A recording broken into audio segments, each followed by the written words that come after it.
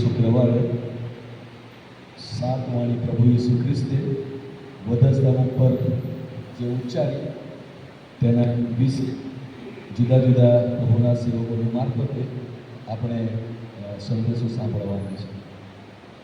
પ્રભુ ઈસુ ખ્રિસ્તે વધસ્તંભ પર જે પ્રથમ વાણી ઉચ્ચારી લુકની સુવાર્તા અને તેનો 23મો અધ્યાય અને 34મી કલમ ત્યાં પ્રમાણે લખ્યું છે, હે બાપ, તેઓને માફ કર, કેમ કે તેઓ જે કરે છે તે તેઓ જાણતા નથી. વધસ્તંભ ઉપરની જે વેદના અને વધસ્તંભે જળાવવાની જે આખી પ્રક્રિયામાંથી પ્રભુ ઈસુ ખ્રિસ્ત પસાર થયા અને એવા સમયે જ્યારે પ્રભુ ઈસુ ખ્રિસ્ત વધસ્તંભ પર હતા, એ ગંભીરપણો, વિકટ પરિસ્થિતિ, વેદના ભરેલું શરીર અને શરીરમાંથી રક્તની ધારા વહેતી, એવા સમયે જેઓએ પ્રભુ ઈસુ ખ્રિસ્તને વધસ્તંભે જડ્યા હતા તેઓને માટેની માફીની પ્રાર્થના પ્રભુ ઈસુ ખ્રિસ્ત કરે છે. અને આ વાક્યની જે શરૂઆત છે એ કોઈ આરોપથી કરવામાં આવી નથી, કોઈ આક્ષેપ મૂકવામાં આવ્યો નથી, પણ શરૂઆત છે હે બાપ. ઈશ્વર પિતાને સંબોધન કરે છે પ્રભુ ઈસુ ખ્રિસ્ત, અને ઈશ્વર પિતાને સંબોધન કરીને, ઈશ્વર પિતાને પોકારીને આગળ એમ કહે છે કે તેઓને માફ કર. હવે શા માટે એ લોકોને માફ કરવાનું?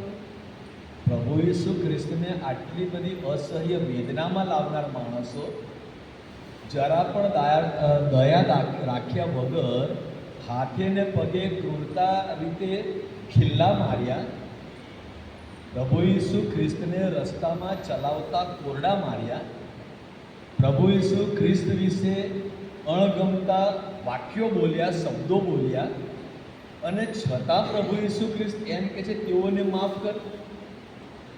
કોઈ ચોક્કસ વ્યક્તિઓ નથી જેને માટે માફીની પ્રાર્થના પ્રભુ ઈસુ ખ્રિસ્ત કરે છે, કોઈ ગણીને ચોક્કસ વ્યક્તિઓ નથી, પણ તેઓ એટલે કોણ કે જેટલા લોકો આ પ્રભુ ઈસુ ખ્રિસ્તને વધસ્તંભે જડાવવામાં સામેલ છે એ બધાને માટે માફીની પ્રાર્થના પ્રભુ ઈસુ ખ્રિસ્ત કરે છે. અને આ જે વાક્ય છે, જે શબ્દો છે, એ પ્રભુ ઈસુ ખ્રિસ્તના દયાનું જે ઊંડું કૃત્ય છે, અંદરથી જે ઊંડી દયા આવે. કેટલી બધી વાર આપણે રસ્તામાં જતા હોઈએ અને કોઈ ભિખારીને જોઈએ તો આપણને દયા આવે, પણ એ દયા આપણા મગજમાં ઉત્પન્ન થાય, હૃદયમાં ઉત્પન્ન થતી નથી. અને એથી કરીને આપણે એ ભિખારીની ઉપર દયા દર્શાવીને 5 રૂપિયા 10 રૂપિયા આપીને ઘરે આવતા રહે, હૃદયમાંથી દયા ખલાસ થઈ જાય અને આપણે એમ કહીએ કે મેં મારી ફરજ અદા કરી. પણ પ્રભુ ઈસુ ખ્રિસ્તનું આ માફી માગવાનું જે ઉચ્ચારણ છે એ હૃદયના ઊંડાણમાંથી આવવું છે, કે જે હૃદય અસહ્ય વેદના અનુભવે છે. જ્યારે પ્રભુ ઈસુ ખ્રિસ્ત પર આક્ષેપો કરવામાં આવ્યા અને એ આક્ષેપો એ હૃદયમાં ઉતર્યા, અને છતાં પણ પ્રભુ ઈસુ ખ્રિસ્ત કહે છે કે બાપ, તેઓને માફ કર. અને આ તો વધસ્તંભે ચડાવનારાઓને માટે ઈશ્વરીય ક્ષમાની યાચના છે. ઈશ્વરીય ક્ષમા, દૈવિક ક્ષમા, કે જે ક્ષમા માણસો આપી શકતા નથી, એ કેવળ ઈશ્વર જ આપી શકે છે. કોને? પ્રભુ ઈસુ ખ્રિસ્ત માથેની સુવાર્તા 5:44 કહે છે કે તમારા વેરીઓ ઉપર તમે પ્રેમ કરો.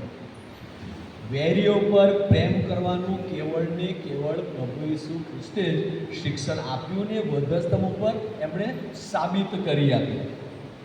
જ્યારે પ્રભુ ઈસુ ખ્રિસ્તે આ વાત કીધી ત્યારે તેઓ વધસ્તંભ પર હતા, રોમન સૈનિકોથી ઘેરાયેલા હતા, યહૂદી આગેવાનો એક બાજુ હતા, લોકોના ટોળા ચારે બાજુ આમ દૂર સુદૂર સુધી વિખરાયેલા હતા, અને મસ્કરી ચાલી રહી હતી, ઠઠ્ઠા ચાલી રહેલા. કેટલાક પ્રભુ ઈસુ પર છાના આક્ષેપો મૂકી રહેલા હતા, કેટલાક રડી રહેલા હતા, અને આખી પરિસ્થિતિ એ બહુ દયાજનક પરિસ્થિતિ હતી. અને એટલે સુધીની દયાજનક પરિસ્થિતિ હતી કે ઈસુના કપડાં સુદ્ધા ઉતારી લીધા. વાલા ભાઈ બહેનો, આ કપડાં ઉતારી લેવાની જે વાત છે ને, એ આપણે વ્યક્તિગત રીતે સમજી શકીએ છીએ કે જ્યારે શરીર ઉપરથી એ આપણા કપડાં ઉતરી જાય તો આપણે આખા ઉઘાડા પડી જઈએ, શારીરિક રીતે આપણે ઉઘાડા પડી જઈએ. અને એ પરિસ્થિતિમાં આપણે શું કરીએ?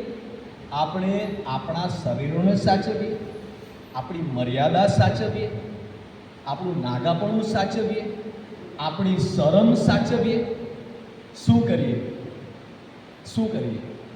પ્રભુ ઈસુ ખ્રિસ્તે આ પરિસ્થિતિમાં એમના ઉપર દોષ મૂકનારાઓને, વધસ્તંભે જળનારાઓને માફ કરી. વધસ્તંભ પર ચડાવનારાઓ પર પ્રભુ ઈસુ ખ્રિસ્તની કરુણા, એમના ઉપર વિશ્વાસ કરનારાઓ માટે વૈરીઓને પ્રેમ કરવાનું, એમના માટે પ્રાર્થના કરવાનો આ એક ઉત્તમ નમૂનો પ્રભુ ઈસુ ખ્રિસ્તે પૂરો પાડ્યો. એ કોણ છે? હું ને તમે, કે જે પ્રભુ ઈસુ પર વિશ્વાસ કરીએ છીએ અને પ્રભુ ઈસુ ખ્રિસ્તને અનુસરીએ છીએ. આપણને પ્રભુ ઈસુ ખ્રિસ્તે વૈરીઓ પર પ્રેમ કરવાનું અને પ્રાર્થના કરવાનું ઉદાહરણ આપવા માંગે. લુક 6:27 જણાવે છે, તમારા વૈરી પર પ્રેમ કરો, જેઓ તમારો દ્વેષ કરે છે તેઓનું ભલું કરો. પ્રભુ ઈસુ ખ્રિસ્તે વધસ્તંભ ઉપર ભલું કર્યું. હે બાપ, તેઓને માફ કર, કેમ કે તેઓ જે કરે છે તે તેઓ જાણતા નથી. એ જ પ્રમાણેનો નમૂનો અનુસરતા સ્ટેફન પ્રેરિતોના કૃત્ય અને 7મો અધ્યાય 60માં કહે છે કે, ઓ પ્રભુ, આ દોષ તેઓના માથે ન મૂક.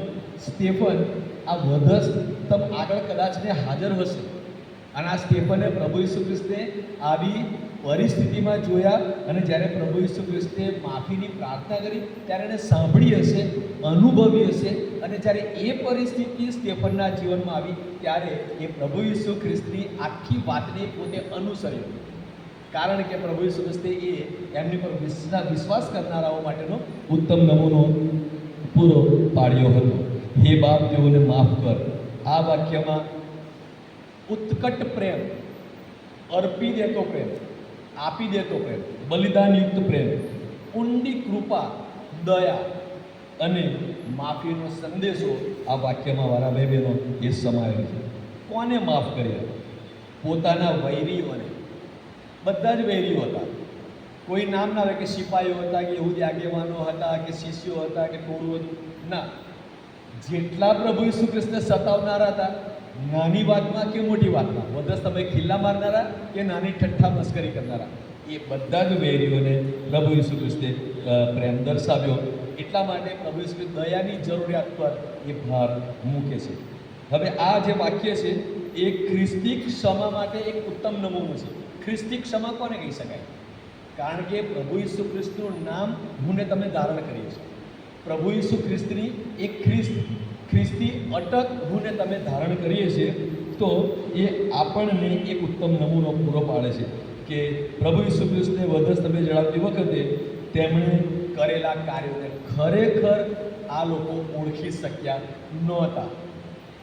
ઈસુએ કરેલા કાર્યોને આ લોકો ઓળખી શક્યા નહોતા. એટલે પ્રભુ ઈસુ ખ્રિસ્તે કીધું કે તેઓ જે કરે છે તે તેઓ જાણતા નથી. અને આ બાબત દર્શાવે છે કે ઈસુ તેઓને નકારે છે, તેમને પાપમાંથી મુક્તિ આપવા આવ્યા છે. એમના કાર્યોને નકારે છે, પણ એ વ્યક્તિઓને નકારતા નથી. અને એમને પાપમાંથી મુક્તિ. કયું પાપ? ઈશ્વર પુત્રને મારી નાખવાનું પાપ, ઈશ્વર પુત્રને નહીં સ્વીકારવાનું પાપ. યોહાન કહે છે તે પોતાનાની પાસે આવ્યો, પણ પોતાના લોકોએ તેનો અંગીકાર કર્યો નહીં. જે લોકો ઈશ્વરનો અંગીકાર કરતા નથી તેમને પ્રભુ ઈસુ ખ્રિસ્ત મુક્તિ આપવાને માટે આવ્યા. પાપનું નિવારણ. જો પ્રભુ ઈસુ ખ્રિસ્ત વધસ્તંભો માફી ન આપે તો એમના જીવનકાળ દરમિયાન આપેલા માફીના સંદેશાની અસર ન રહે. જે સંદેશો પ્રભુ ઈસુ ખ્રિસ્તે આપ્યો માથીની સુવાર્તા 5:44 પહાડ પરના ભાષણમાં કે તમારા વૈરીઓ પર પ્રેમ કરો, એ સંદેશાને પ્રભુ ઈસુ ખ્રિસ્તે સાર્થક કરી બતાવ્યો. અને વૈરીઓ માટે એમણે પ્રાર્થના કરી કે આ દોષ તેઓને માથે ન મૂક. કેમ ના મૂક? કેમ કે તેઓ જાણતા નથી કે તેઓ શું કરે છે. પણ આ લોકો જાણતા હતા કે કોઈકને વધસ્તંભે જડી રહ્યા છે, કોઈક માણસને મારી રહ્યા છે, પણ આત્મિક મહાત્મ્ય જે ઈશ્વરનું છે ને, આત્મિક મહાનતા, એ આત્મિક મહાનતાને ઓળખી શકે ને ઈસુ નામના માણસને મારે છે એ જાણતા હતા. યહૂદી આગેવાને કીધું આ તો દુર્ભાષણ કરે છે. એને આત્મિક દુર્ભાષણની સાથે સરખાવીને રાજકીય બાબતોની અંદર જોડીને પ્રભુ ઈસુ ખ્રિસ્તને દેશદ્રોહનો આરોપ, બધા ધાર્મિકતાનો આરોપ મૂકીને બધા સમય જોડવામાં આવ્યા. એટલે એ લોકો એ વસ્તુ જાણતા હતા, પણ ઈશ્વર પુત્ર, ઈશ્વરનું મહાત્મ્ય, ઈશ્વરનું ગૌરવ તેઓ ઓળખી શક્યા ન હતા. અનેથી તેઓ ઈશ્વરના પુત્રને અને પોતાના તારણહારને મારી નાખી રહ્યા હતા. એટલે પ્રભુ ઈસુ ખ્રિસ્તે કીધું કે તેઓ જે કરે છે તે તેઓ જાણતા નથી. હવે પ્રભુ ઈસુ ખ્રિસ્ત પાપીઓની મધ્યસ્થી કરતા પ્રમુખ યાજક તરીકે કાર્ય કરી રહ્યા હતા, જેને માટે યશાયા પ્રભુએ કે ભવિષ્યવાણી કરી હતી યશાયા 53:12. તે માટે હું મહાન પુરુષોની સાથે તેને હિસ્સો વહેંચી આપીશ અને પરાક્રમની સાથે તે લૂંટ વહેંચશે, કારણ કે તેણે પોતાનો આત્મા મરણ પામતા સુધી રેડી દીધો અને તે અપરાધીઓમાં ગણાયો, પરંતુ તેણે તો ઘણાઓના પાપ માથે લીધા અને અપરાધીઓને સારું મધ્યસ્થી કરી. અને હિબ્રુ 4:15 કહે છે, કેમ કે આપણી નિર્ભરતા પર જેને દયા આવી શકે એવો નહીં, પણ સર્વ બાબતે જે આપણી પેટે પરીક્ષણ પામેલો છતાં નિષ્પાપ રહ્યો એવો આપણો પ્રમુખ યાજક છે. એ પ્રમુખ યાજક તરીકે વધસ્તંભ પર પ્રભુ ઈસુ ખ્રિસ્તે આપણા માટે એ બલિદાન આપી દીધું અને એ બલિદાન આપીને ઈશ્વરને પ્રસન્ન કર્યા. ઈશ્વરને પ્રસન્ન કર્યા કે આ મારા દીકરા દીકરીઓ છે, જેઓ મારી પાછળ ચાલે છે તેઓને આકાશનું રાજ્ય પ્રાપ્ત થાય. આમ